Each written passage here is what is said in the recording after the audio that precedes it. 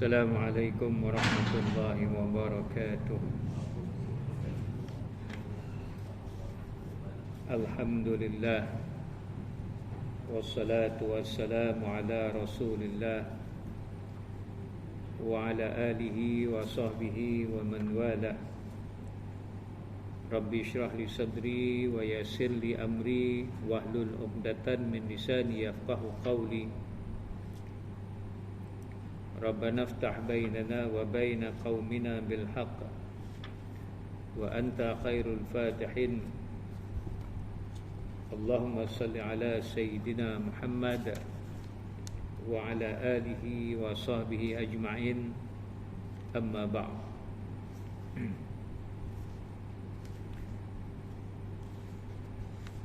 InsyaAllah tuan-tuan, kita sambung tentang Al-Quran ini, masuk kepada perkara yang membincangkan tentang ayat-ayat yang muhkamat dan ayat-ayat yang mutasyabihat.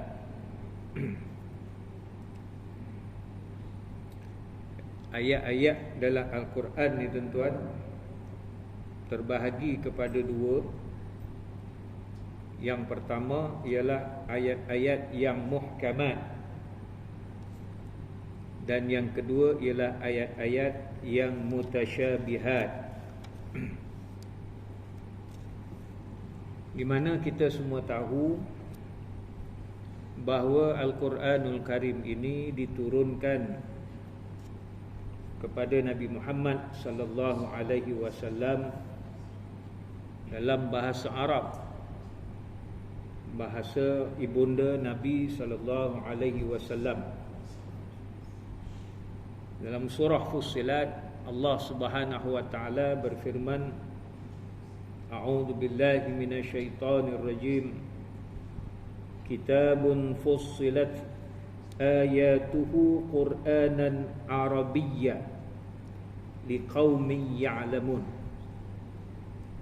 Kitab yang dijelaskan ayat-ayatnya, yakni bacaannya di dalam bahasa Arab untuk kaum yang mengetahui.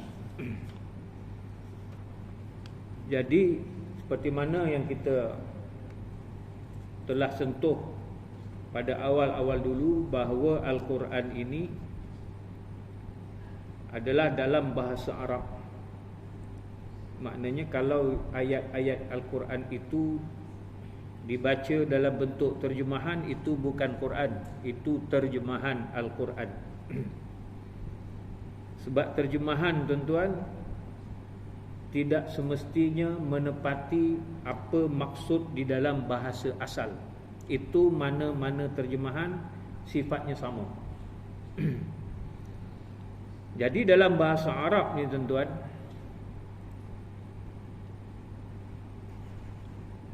ayat-ayat itu diturunkan oleh Allah Subhanahu wa taala dalam dua bentuk. Yang pertamanya dalam bentuk yang muhkam, dan yang keduanya dalam bentuk mutasyabih. Apa itu muhkam, apa itu mutasyabih? Ini yang kita nak bincang malam ni tuan-tuan. Ini bukan pandangan ulama, tetapi dijelaskan sendiri oleh Allah Subhanahu wa taala dalam surah Ali Imran ayat yang ke-7.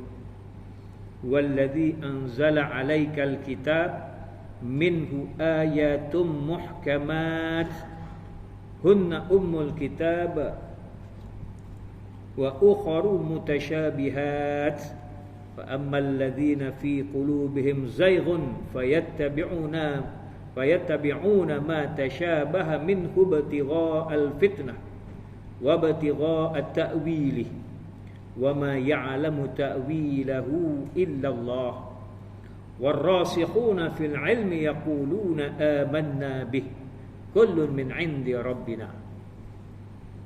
Maksudnya dialah, yakni Allah yang menurunkan Alkitab kepadamu, anzala alaikal kitab, menurunkan kepadamu akan kitab. Minhu ayatum muhkamat, di antaranya ada ayat-ayat yang muhkamat. Hunna ummul kitab, itulah pokok isi Al-Quran. Wa ukharu mutasyabihat, dan yang lainnya ayat-ayat mutasyabihat. Adapun orang-orang yang dalam hatinya condong kepada kesesatan, mereka mengikuti ayat-ayat yang mutasyabihat daripadanya untuk menimbulkan fitnah dan untuk mencari-cari takwilnya. Cari pula takwilnya, nak tengok apa dia punya maksudnya, padahal tidak ada yang mengetahui takwilnya melainkan Allah Subhanahu wa taala sahaja. Dan orang-orang yang tercerahkan ilmunya berkata, kami beriman kepada ayat-ayat mutasyabihat, semuanya itu dari sisi Tuhan kami. Itu Allah Ta'ala dijelaskan bahawa dalam Quran itu ada ayat yang muhkamat dan ada ayat yang mutasyabihat. Selalu kita dengar apa benda muhkamat itu, apa benda mutasyabihat. Muhkam ini dari segi bahasa tuan-tuan, dari kata hakama, kita pun sebut hakim kan.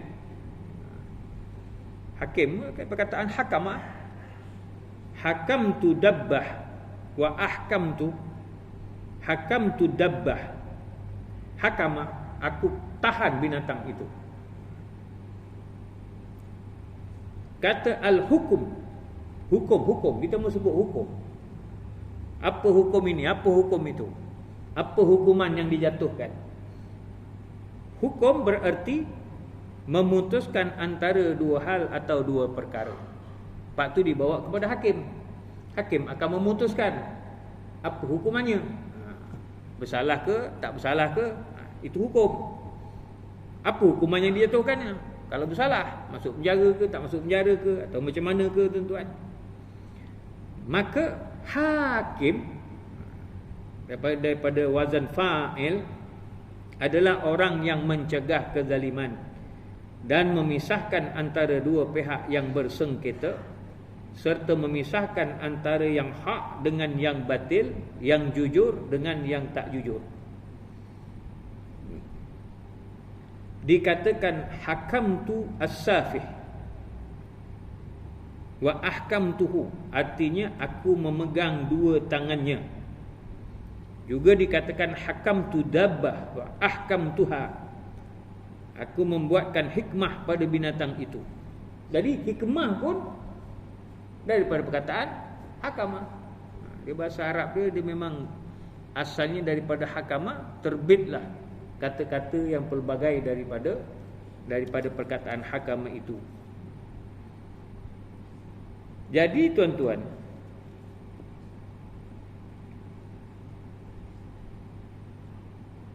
ayat-ayat yang muhkam ini tuan-tuan, ialah ayat-ayat yang jelas, yang kukuh,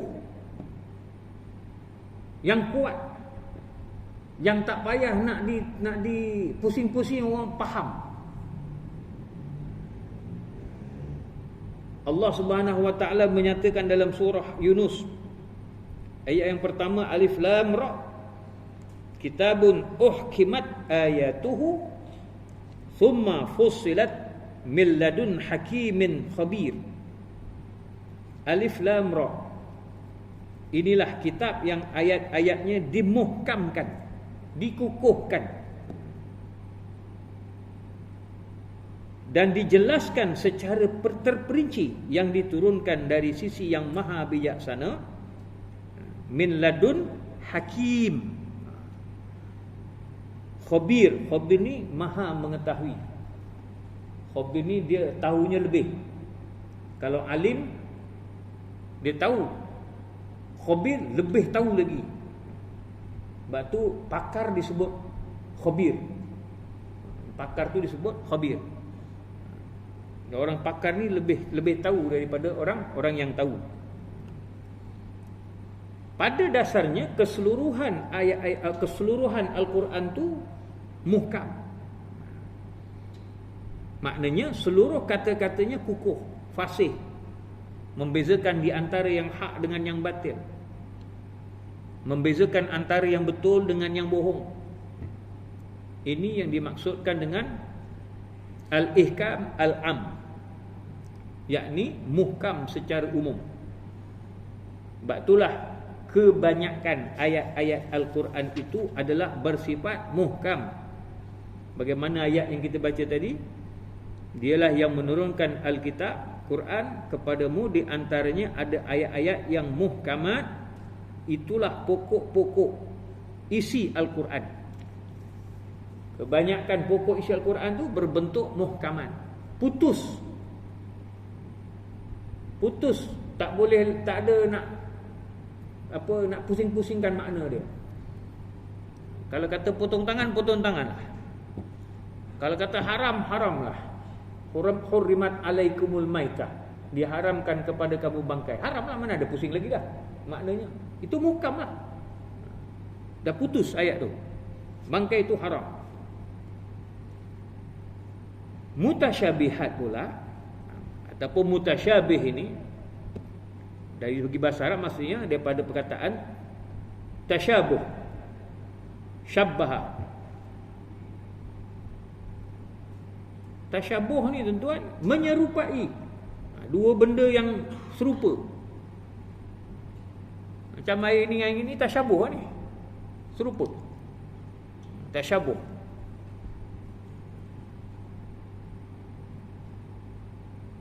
Dan syubhah, itu pula syubhah tu. Yang kita kata subahat. Kalau subahat itu sama-sama buat jahat. Subahat, ataupun sokong membuat jahat. Tapi syubhah, syubhah ni tuan-tuan, satu daripada dua hal yang tak boleh nak dibezakan. Sebab dua-duanya macam ada mirip-mirip, macam ada sama-sama. Jadi makanan yang syubhah, maknanya dia ada macam halal, macam haram. Macam nak haram, macam nak halal. Jadi syubhah tu dia sama, macam sama. Sama dengan haram, sama dengan halal. Jadi syubhah. Sebab tu syubhah ni paling elok tinggalkan aja. Sebab takut kita kata halal rupanya haram, kata haram rupanya halal. Baik, tinggalkan aja tuan-tuan, lebih selamat. Jadi mutasyabih ni, ataupun dalam bahasa Arab disebut mutasamil, mutamasil.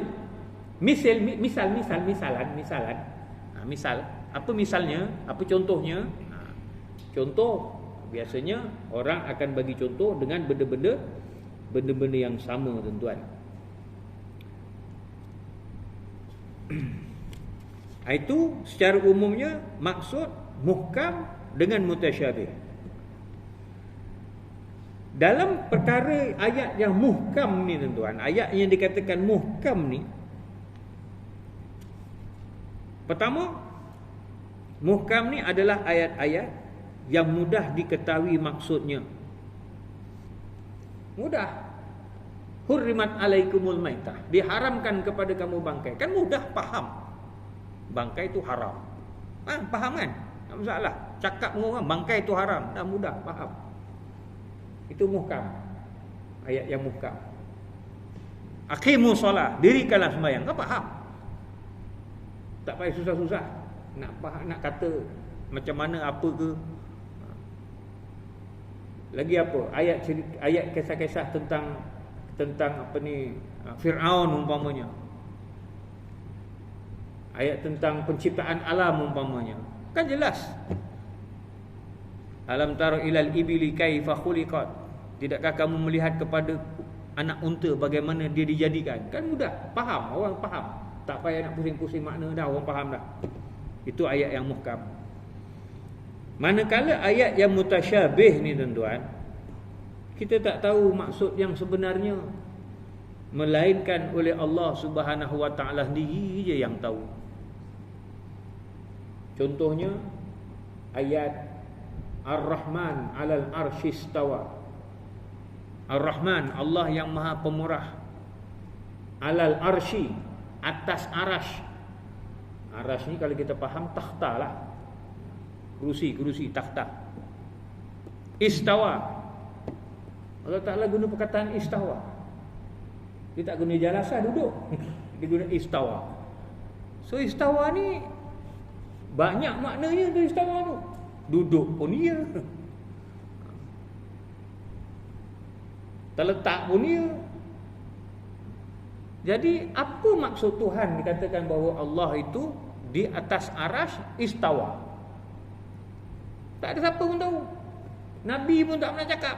Tak ada dalam hadis-hadis Nabi nak terangkan tentang ayat Ar-Rahman 'alal arsy istawa. Jadi Allah je yang tahu. Sebab itu para sahabat ridwanullah alaihim, para ulama salaf, dia tak bincang ayat ni. Dia tak bincang. Apa maksudnya? Yang kemudian barulah ada orang duk bincang ayat ni. Setengah golongan kata Allah Ta'ala duduk macam aku duduk ni. Macam aku duduk. Bila dia kata macam itu, dia telah menyamakan Allah dengan makhluk. Itu yang digolongan musyabbihah, yang mentashbihkan, menyerupakan Allah dengan makhluk. Allah duduk macam aku duduk atas kursi ni. Jadi tidak mungkin Allah sama dengan makhluk. Timbul.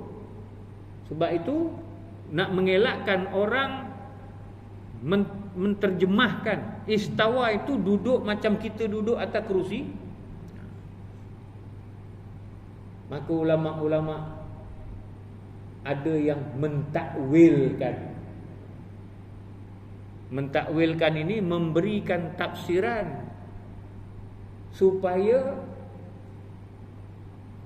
pemahaman masyarakat tidak terpesong kepada pemahaman yang tak betul. Seperti pemahaman mengatakan Allah itu sama dengan makhluk. Sama dengan perkataan yadullahu fawqa aydihim, tangan Allah di atas tangan-tangan mereka. Ini dalam kuliah akidah kita pun dah bincang. Para sahabat salafus soleh tak bincang pun. Dia tak bincang pun Allah ni ada tangan ke, tak ada tangan ke. Bila Allah Ta'ala kata yadullahu fawqa aydihim, tangan Allah di atas tangan mereka, tak bincang lah. Dia percaya begitu je lah. Tak ada nak kata Allah ada tangan ke, tangannya macam mana ke. Datang satu puak pula, dia kata tangan apa, yadullah, Allah Ta'ala ada tangan. Jadilah golongan mujassimah, menjisimkan Allah. Hakikat sebenarnya kita tak tahu, tuan-tuan. Adakah Allah Ta'ala tu berjisim atau tidak berjisim ke apa ke, kita tak tahu hakikat sebenarnya. Hanya Allah je yang tahu. Sebab dikatakan hanya Allah sahaja yang tahu. Wa ma ya'lamu ta'wilahu illallah. Yang tidak ada yang tahu tentang takwilnya melainkan Allah je yang tahu. Diri dia sendiri. So tak payah bincang-bincang.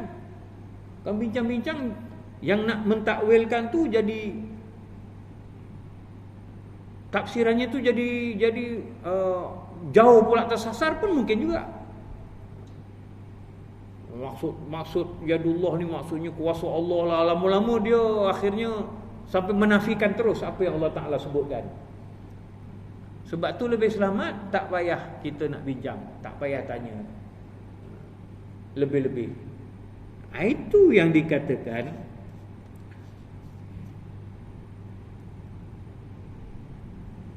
mereka mengikuti ayat-ayat yang mutasyabihat, wa yattabi'una ma tasyabaha minhu ibtigha' al-fitnah. Mereka yang mengikuti ayat-ayat yang mutasyabihat daripadanya untuk menimbulkan fitnah. Akhirnya jadi fitnah. Jadi fitnah kepada umat Islam, dok bergaduh. Tukar tu buat kata ni macam ini, yang sini kata macam ni, yang sini kapikan situ, yang situ kapikan situ. Lebih selamat banyak sahabat. Tak payah bincang-bincang. Serahkan aja kepada Allah Subhanahu wa taala.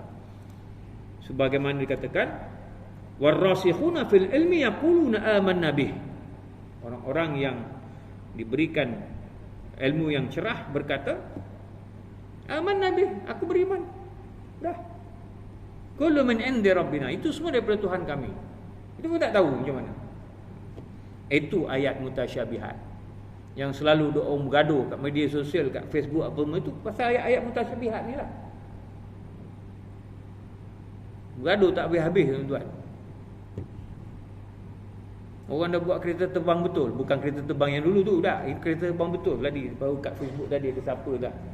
Dekat Negeri Orang Putih lah. Bukan macam drone, tak ada. Orang dah sampai nak buat rumah dekat planet Marikh dah. Kita masih duk bincang benda ni, duk gaduh. Tak sudah-sudah dengan benda ni tuan-tuan.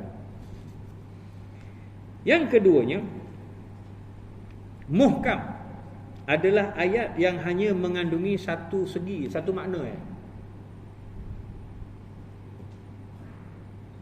Hurrimat alaikumul maitah. Kan satu maknanya haram bangkai haram, tak ada makna lain. Sedangkan mutasyabihat ataupun mutasyabih ini ayat yang mengandungi banyak makna. Macam Ar-Rahman 'alal arsy istawa. Istawa tu banyak makna. Saya pernah dengar Babail ni Tuan Guru Haji Ismail, ulama Fatani. Dia mentafsirkan istawa tu tuan-tuan, banyak makna dia tuan-tuan. Jadi bila banyak makna yang mana satu yang menepati, Allah je yang tahu. Kita tak tahu. Banyak makna tuan-tuan. Itu maknanya ayat yang muhkam jelas. Kalau ada lebih makna pun dia boleh jelas. Contoh macam salah satu quru, orang perempuan yang diceraikan itu, dia punya edahnya ialah salah satu quru. Perkataan quru ni walaupun dia itu dia tidak mutasyabih, dia mushtarak. Dalam bahasa Arab disebut mushtarak. Maknanya lafaz yang mempunyai 2-3 makna tapi maknanya jelas. Yang mutasyabih ni banyak makna tapi maknanya tak jelas mana satu nak pakai. Mana satu yang menepati. Kalau lafaz mushtarak ni, nanti macam salah satu quru, 3 kali suci, 3 kali haid. Kalau nak ditengok dari segi keadaannya, walak-walak ceplek. 3 kali suci dengan 3 kali haid tu sama je. Cuma jadi jarak masa je mungkin yang ada perbezaan di situ. Tapi maksudnya sama. Orang yang diceraikan itu edahnya 3 kali haid, 3 kali suci. Maknanya disebut 3 kali suci pun berkaitan dengan haid juga. So ayatnya jelas. Tak macam ayat mutasyabihat yang macam-macam makna tapi maknanya kadang-kadang berbeza-beza di antara satu sama lain, menyebabkan payah kita nak fikirkan mana satu makna yang tepat bagi ayat mutasyabihat ni tuan-tuan. Dan ayat yang muhkam ini ialah ayat yang maksudnya dapat diketahui secara langsung tanpa memerlukan keterangan yang lain. Macam tadilah, haramnya bangkai, perbuatan inamal khamru wal maisiru, arak, judi, telik nasib, rijsun min amali syaitan, kotor, keji daripada perbuatan setan. Jelas, orang boleh faham. Benda keji daripada perbuatan setan. Tak perlu nak cari ayat-ayat lain untuk menerangkan tentang benda tu. Jelas, semua orang jelas. Tapi ayat-ayat mutasyabihat ni tuan-tuan perlu merujuk kepada ayat-ayat lain nak faham.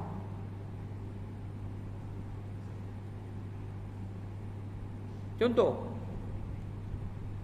macam yadullah fawqa aydihim, tangan Allah di atas tangan mereka. Pemahaman kita seolah-olah macam Allah tu ada bertangan. Tapi dalam ayat lain kata laisa kamitslihi syai'. Allah tu tak sama dengan sesuatu apa pun. Kalau ada tangan kan sama pula dengan kita.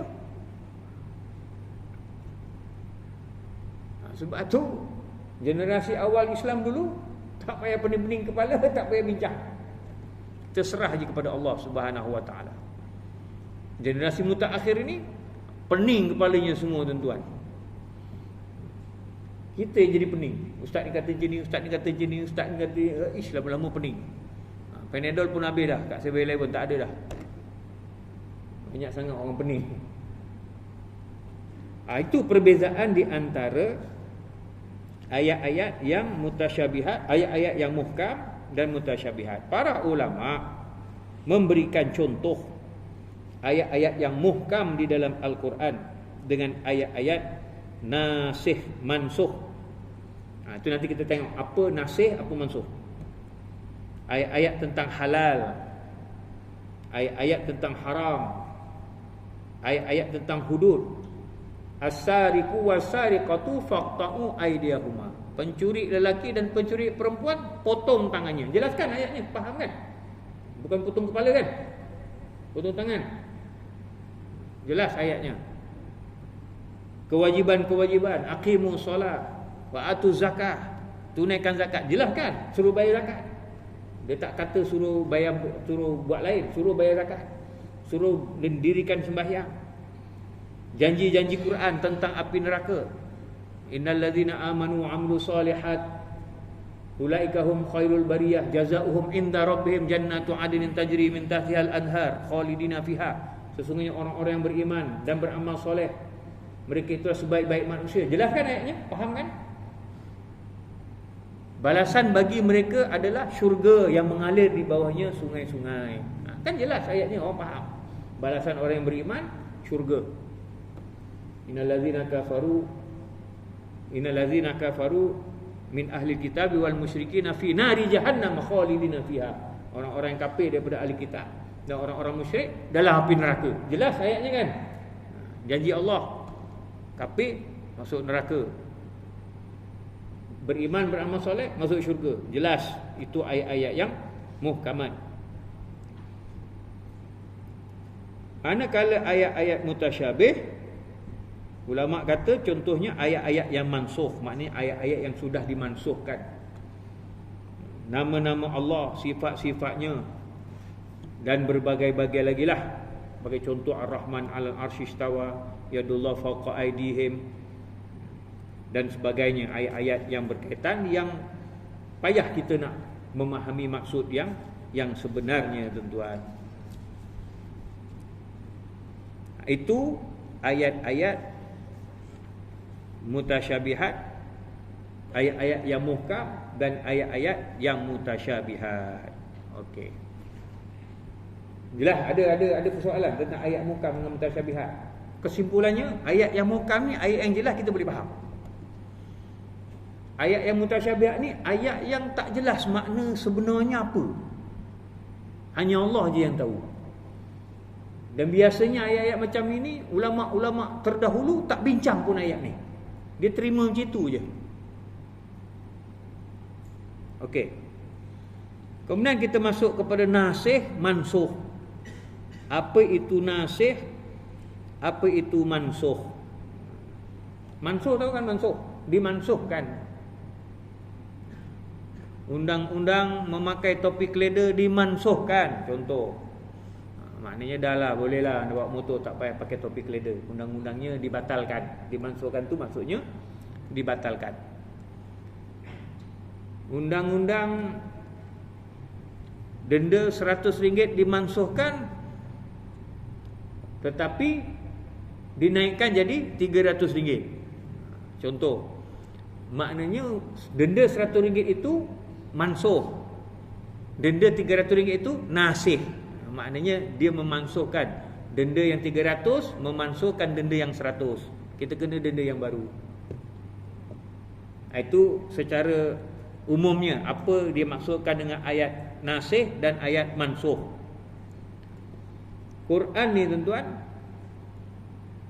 memang ada di antara ayat-ayatnya yang dimansuhkan hukumnya.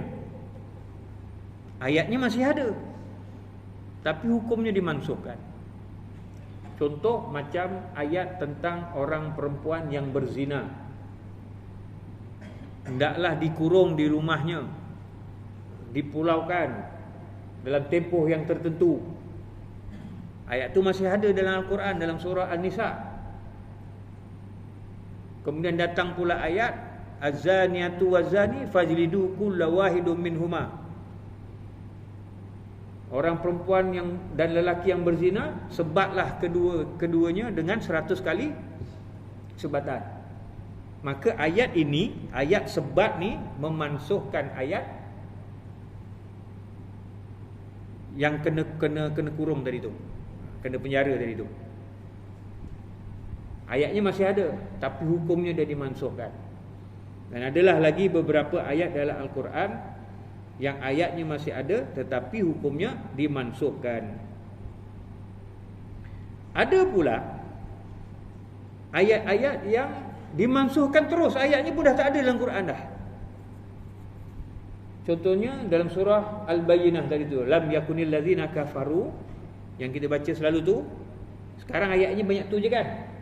Sebenarnya ada lebih lagi ayatnya, tapi ayat tu dah dimansuhkan, tak masuk lagi lah dalam Quran. Dimansuhkan ayatnya, hukumnya pun dimansuhkan.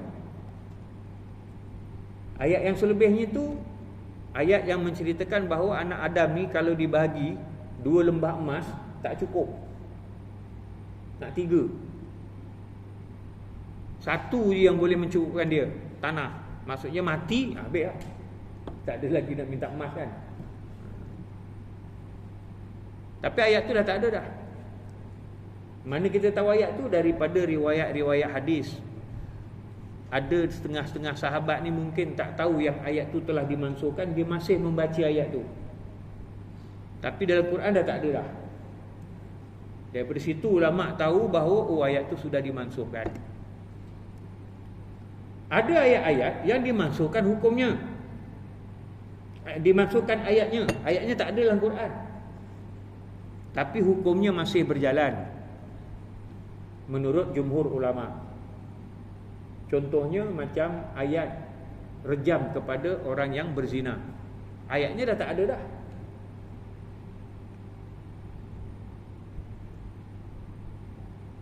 Iaitu orang tua yang lelaki dan perempuan yang berzina, maka rejamlah mereka keduanya. Ayatnya dah tak ada dah. Ayatnya ada pun dalam hadis, tapi dalam Quran dah tak ada. Tapi hukumnya masih dipakai. Jumhur ulama kata hukumnya masih dipakai, tuan-tuan. Itu contoh ayat-ayat yang dimansuhkan, tuan-tuan.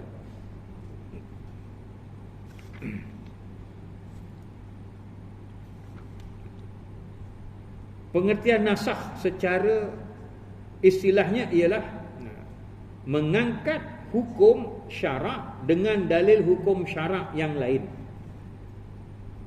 Disebutkannya kata hukum di sini menunjukkan bahawa prinsip segala sesuatu hukum asalnya boleh, tidak termasuk yang dinasakh. Kata-kata dengan dalil hukum syarak mengecualikan penghapusan hukum yang disebabkan oleh kematian atau gila. Itu dari segi istilah lah. Maksudnya mengangkat hukum syarak dengan dalil hukum syarak yang lain. Maknanya sesuatu hukum dah ditetapkan haram sebagai contoh, tiba-tiba ada dalil yang lain kata tak haram. Ataupun hukum pertama tak haram, datang hukum yang kedua kata haram. Contoh macam todi. Asalnya todi tak diharamkan, cuma Allah Ta'ala terangkan yas'alunaka 'anil khamr wal maisir. Mereka bertanya kepada engkau tentang arak dan judi. Katakanlah pada keduanya ada kebaikan dan ada keburukan. tetapi keburukannya lebih daripada kebaikan. Masih boleh minum tadi, cuma keburukan je lebih. Yalah, betul lah, minum-minum mabuk, keburukannya lebih lah. Ada manfaat tak? Ada manfaatnya. Contoh kalau hari sejuk minum toddy panas badan, tapi dia punya manfaatnya tu tak banyak. Cuma itu je, keburukannya lebih banyak. Minum sampai mabuk, sampai boleh bunuh orang, sampai terajang orang, sampai langgar orang sampai mati. Keburukannya lebih banyak. Tak haram lagi. Kemudian datang ayat yang kedua, wala taqrabu solah wa antum sukara. Janganlah kau mendekati sembahyang dalam keadaan kau mabuk. Maknanya sembahyang jangan minum toddy. Nak sembahyang jangan minum toddy. Tak sembahyang boleh minum toddy. Masih boleh minum lagi. Tapi nak sembahyang jangan minum. Maknanya masih halal lagi, arak masih halal lagi masa tu. Turun ayat yang ketiga, barulah dikatakan innamal khamru wal maisir wal ansab wal azlamu rijsun min amali syaitan fajtanibu, menjauhilah. Barulah arak tu dikatakan haram. Maknanya ayat ini mengangkat hukum halal yang dulu menjadi haram. Allah alam, kita dengar azan.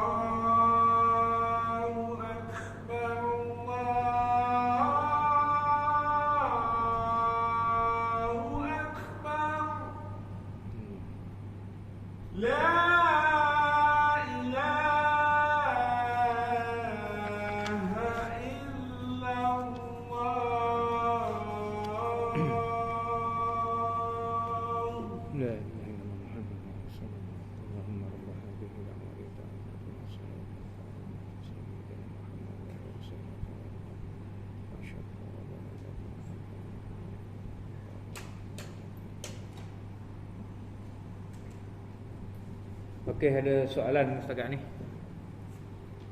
Ustaz, macam mana ayat Quran yang ada makna itu? Kalau kita tidak boleh tak kita bergabung? Ayat suci Al-Quran, contohnya Yasin yang ada makna itu. Kalau kita tak kita boleh bergabung. Okey. Itu yang pertama. Yang keduanya, kalau kita nak merumuskan boleh tak kita bakar gitu je? Apanya? Kalau kita nak merumuskan boleh tak kita bakar gitu saja? Bakar. Kalau kita nak merumuskan lah, kalau nak bayar ke apa ke. Okey. Pertama sekali, yang dikatakan Al-Quran itu yang perlu disentuh dengan ada wudu ialah yang semata-mata ayat Al-Quran ataupun helaian-helaian yang mengandungi ayat-ayat Al-Quran semata-mata tanpa bercampur dengan ayat-ayat yang lain. Sebab itu ulama menyatakan jika sekiranya ayat-ayat Al-Quran itu bercampur dengan ayat-ayat yang lain, walaupun ayat tu bahasa Arab sendiri, contohnya macam kitab tafsir, kita tafsirkan bercampur ayat Quran itu dengan tafsiran para ulama terhadap ayat tersebut, maka itu tidak tertakluk kepada hukum menyentuh tanpa wudu. Itu pun ada ulama yang bagi syarat. Syaratnya ayat-ayat yang bukan Quran itu lebih daripada ayat-ayat Al-Quran. Sama atau lebih. Tak boleh ayat Quran tu yang lebih daripada ayat-ayat yang bukan Al-Quran. Jadi kalau kita tengok Yasin dan terjemahan itu tuan-tuan, maka menurut pandangan ulama ni dia boleh kita sentuh tanpa ada wudu sebab dia bercampur dengan maknanya dan bercampur pula dengan benda-benda lain. Kan ada doa-doanya lah, apa kadang kata pengantar lah dan sebagainya. Maka tak jadi masalah kalau menyentuhnya tanpa wudu sebab dia bercampur dengan ayat-ayat yang lain yang bukan daripada Al-Quran. Tentang Quran yang sudah lusuh. Kat situ kalau tak silap saya ada Jawatankuasa Fatwa ada keluarkan fatwa bahawa pelupusan Al-Quran yang lusuh itu hendaklah dibuat dengan cara membakarnya, dan kemudian abu debunya itu hendaklah ditanam di tempat yang tidak menjadi lalu lalang orang ataupun dibuang di tengah laut. Kalau buang tengah laut ni masalah pula kan, kena pergi kena cari kaki pancing lah kot. Maka tolong buangkan aku punya debu Quran ni. Jadi itu salah satu cara pelupusan. Yang keduanya memang adalah syarikat-syarikat pelupusan sebenarnya. Pelupusan Al-Quran ni yang ambil kontrak untuk melupuskan Al-Quran. Biasanya memang mereka bakar dan mereka buang di tempat yang tidak bukan tempat orang ulama ni, tidak tempat yang tidak menyebabkan kehormatan Al-Quran itu tercemar. Itu Allah alam lah setakat yang saya tahulah tentang pelupusan Al-Quran itu. Maknanya boleh. Ustaz, kalau macam teks berubah jemaah ada ayat Quran, kalau kita bakar gitu je boleh tak? Dia bakar begitu saja boleh, tapi itulah dia debu-debunya tu. Maknanya kalau sekiranya tempat bakaran itu satu tempat yang bukan campur-campur dengan debu busuk lah apa semua kan, maknanya kena jaga jugalah dia punya cara bakaran itu. Maknanya bukan bakar di tempat sembarangan lah, dan tanamlah di mana-mana kawasan yang tidak tempat orang pijak-pijak ke dan sebagainya. Tapi nanti lama-lama dia akan bercampur dengan tanah kan, jadi akan terlupus dengan sendirinya. Wallahu alam.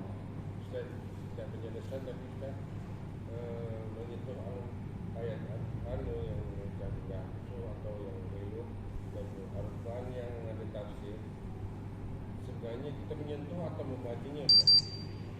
Menyentuh bacanya macam mana? Kalau kita membaca surat Quran tafsir tu, Kalau kita baca ayat Al-Quran tu, kita nak kena ada air sembahyang kan?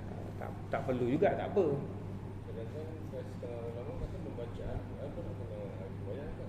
Itu menyentuh Al-Quran yang perlu suci. La yamussuhu illal mutahharun. Tidaklah menyentuhnya melainkan orang-orang yang suci. Maknanya menyentuh Quran tu yang perlu berwudu. Membaca Quran sunat saja berwudu. Dia tak wajib berwudu. Sebab tu orang-orang yang hafaz Quran dan sebagainya, kadang dia baca tanpa ada wudu. Jadi kalau kita baca tafsir tu, baca Al-Quran tu, baca tanpa wudu, tak masalah. Yang disyaratkan untuk, yang jumhur ulama kata perlu berwudu ialah menyentuh mushaf. Menyentuh mushaf. Itu pun jumhur ulama. Ada minoriti ulama kata sentuh pun tak perlu wudu pun tak berdosa. Itu minoriti lah, golongan minoriti. Maknanya ada pendapat kecil, sekelompok kecil ulama yang berpandangan ayat yang mengatakan la yamassu ilal mutahharin itu ialah mutahhar itu ialah orang, maknanya malaikat. Maknanya tidak menyentuh Quran itu di Lauh Mahfuz melainkan para malaikat yang disucikan. Bukan hukum pegang mesti bersuci. Tapi jumhur ulama ataupun majoriti ulama kata ayat itu memaksudkan pegang Quran itu mesti bersuci lah. Wallahu a'lam. Bukan baca, pegang. Jadi maknanya kalau baca tu, baca disunatkan berwudu. Kalau macam tu, wanita yang datang betul macam Ustaz? Itu dia ada hukum lain. Dia sebab dia berhadas besar. Wudu ni hadas kecil. Sebab orang perempuan yang haid itu dia berhadas besar. Yang berhadas besar ni tak kira lelaki perempuan, memang dia ada hukum tersendiri yang dia tidak boleh membaca Al-Quran melainkan ayat yang sudah menjadi kebiasaan sebagai wirid dan zikir. Contoh macam Rabbana atina fid dunya hasanah, itu kan doa kan, dan ayat tu ada dalam Quran. Tapi kalau dia baca sebagai doa tak masalah. Wallahu a'lam. Kalau maksud dia baca dengan tartil lah Ustaz ya? Tak boleh. Baca dengan tartil tak maknanya baca sebagai Quran, walaupun sepotong ayat. Tapi kalau baca itu sebagai wirid, contohnya macam subhanallah kan ada dalam Quran kan, tapi disebut subhanallah sebagai satu tasbih, tak jadi masalah. Tapi kalau wiridnya itu ayat kursi, tak boleh. Sebab dia dah penuh ayat Quran, dah penuh satu ayat Quran. Wallahu a'lam. Okey, tak ada lagi. Kalau tak ada, kita akhir dengan tasbih kafarah dan suratul Asr. Bismillahirrahmanirrahim. Subhanallahi wa bihamdihi, asyhadu an la ilaha illa anta, astaghfiruka wa atubu ilaik. Bismillahirrahmanirrahim. Wa la'asril insana lafi khusr alladziina amanu salihati wa tawassaw bil haqq wa tawassaw bis sabr. Sadaqallah.